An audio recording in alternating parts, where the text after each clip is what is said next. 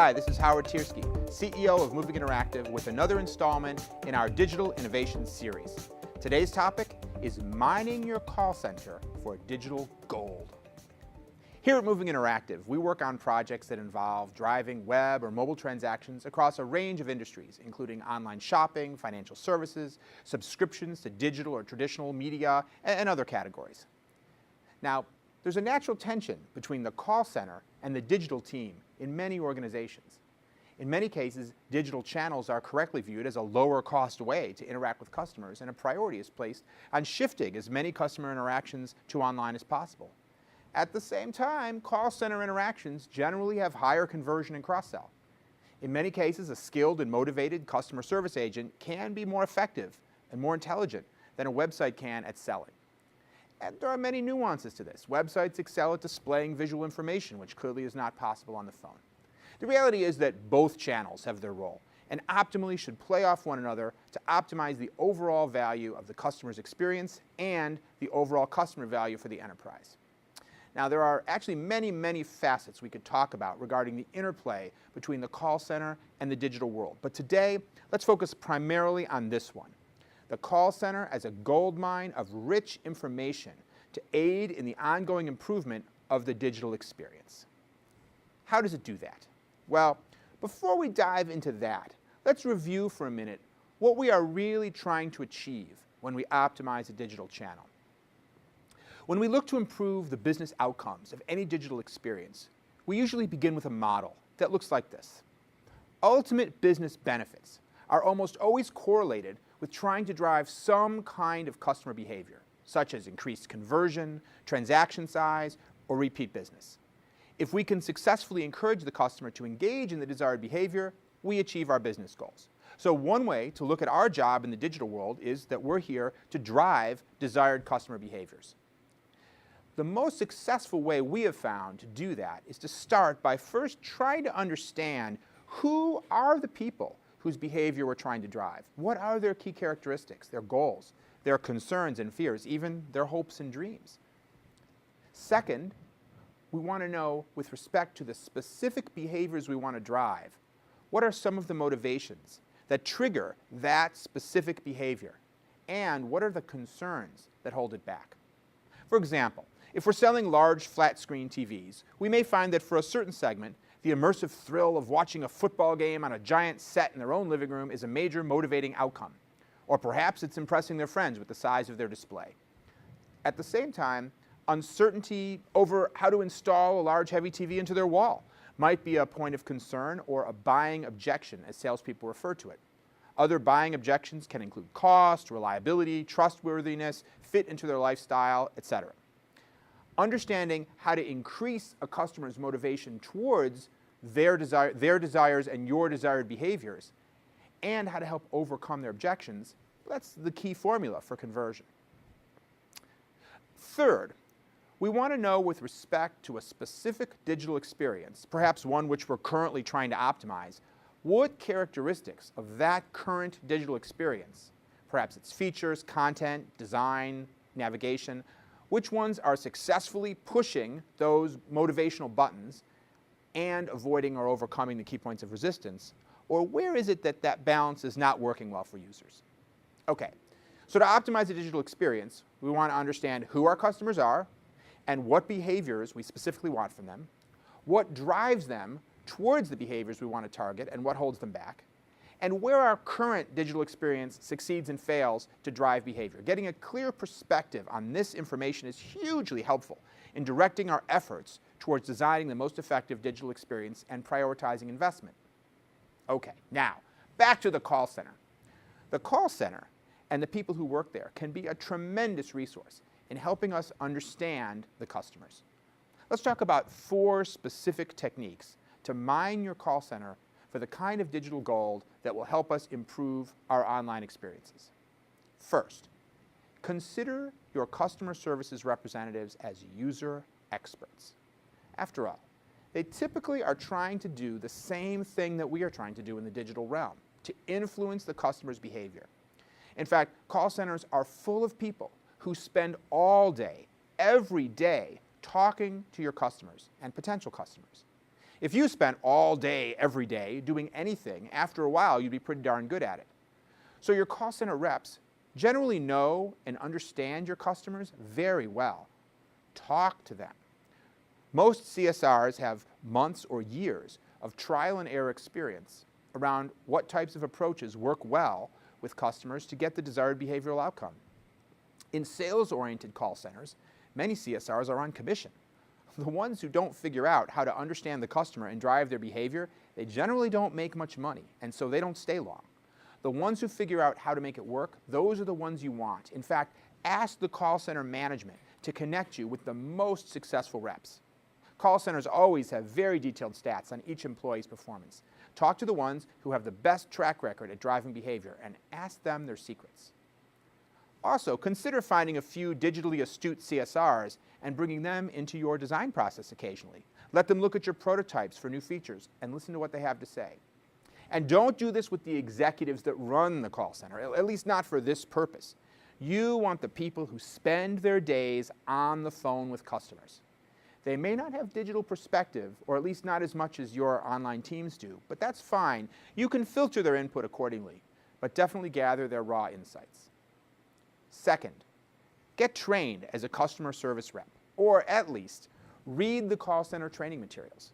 Buried in your call center, probably never looked at by the digital team, are most likely binders full of training material on how to talk to customers, how to elicit their needs, and different tactics on how to close them and overcome their objections. While the quality of this material varies by company, of course, we find it tends to be full of many insights about customers and how to drive their behaviors. Check it out.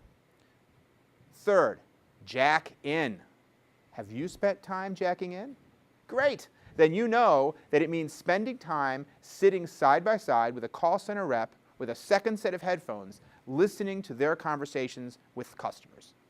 At Moving Interactive, we always try to have members of our design team for a web or mobile project spend a day or two, yes, all day, sitting in the call center with reps listening in on calls. Different reps sometimes have different styles, and different types of customers elicit different techniques from them. Sometimes it's tough for a CSR to tell you top of mind all their tricks, but if you watch them in action for a while, you start to see the patterns. It's helpful to be right there physically with the rep as well, because between calls, you can ask them about the techniques that they used in the prior call, why they did what they did, and they often can give you better insights when it's fresh in their minds. It can also be effective to listen to the recordings of past calls. While it has some drawbacks compared to listening live, it has one major advantage. Call centers with sophisticated call recording systems can often allow you to search for recordings of calls by various tags. So for example, if you're trying to address a particular issue on a site, let's say for example, tools for billing disputes on a credit card site, you can search for and find a set of calls that just focus on that topic. Whereas if you were sitting in the call center, you'd get a somewhat random assortment of different types of calls. I have to confess that on some projects I've loaded up my iPod with MP3 files of calls provided by the client and listened to them on long car trips. Maybe not as interesting as books on tape, but well, I guess it depends on the book. And some calls are pretty entertaining, actually. Okay, fourth and lastly, customer relationship management systems used in your call center should contain a wealth of useful information that you can leverage. What percentage of your customers are calling? For what reason? What are the reasons your customers cancel or return your products, and which are the most common? Running these types of simple reports out of your CRM system can yield surprising insights.